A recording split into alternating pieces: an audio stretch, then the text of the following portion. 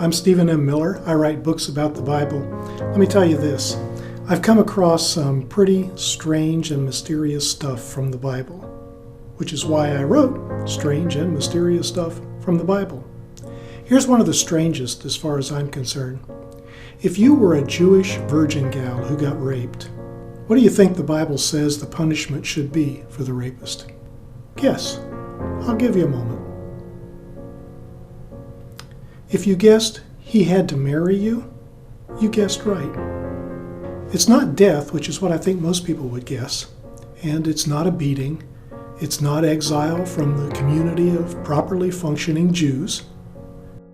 The Bible gives the rapist a to-do list of 3 things. 1, he had to pay a fine to your dad, 50 silver shekels. That weighs a little over a pound. That's about 2 rolls of quarters or a handful of euros. 2, he had to marry your sorry something. And you were a sorry something in the eyes of the ancients. As a single gal who wasn't a virgin, you were damaged goods. 3, he could never divorce you. Here's the law. The man who raped her has to give her father 50 pieces of silver. He has to marry her because he took advantage of her, and he can never divorce her. Looking at it from your point of view as the raped gal, you doggone well had to marry your rapist. I think some people would call that strange and mysterious. And that's probably the nicest thing they would call it. What is this law doing in the Bible? How can we possibly justify this law? Some Christians don't. They say it sounds like a mistake. It sounds as though some editor along the way edited this into the Bible. Deuteronomy and all the books of Jewish law were written anonymously. Jewish tradition attributes the laws to Moses. They say God gave the laws to Moses and he wrote them down. But the Bible doesn't say who wrote the book of Deuteronomy. And many Christians would argue that this particular law doesn't sound anything like Jesus. It sounds more like a crazy editor. But some scholars explain the law this way.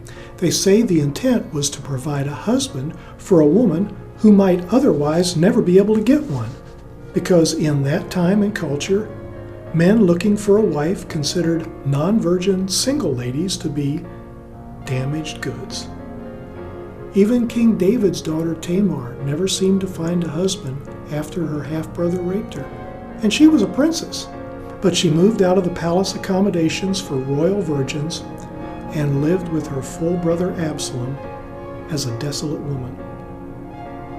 It was a man's world back then. Men were men and everyone else was pitifully less.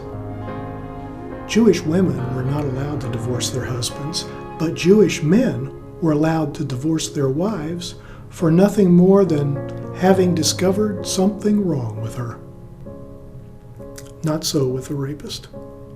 He had to marry his victim and take care of her till death us do part. As harsh as that sounds to us today, many scholars say that law was intended to provide for a woman who might otherwise live an impoverished life with no one to help her.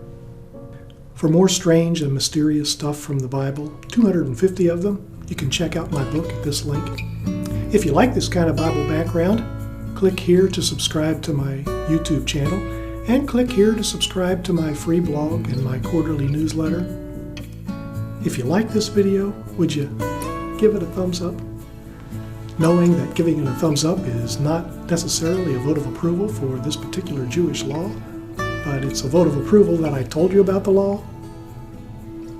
God bless your life on this journey and make you a blessing to the people whose paths you cross along the way.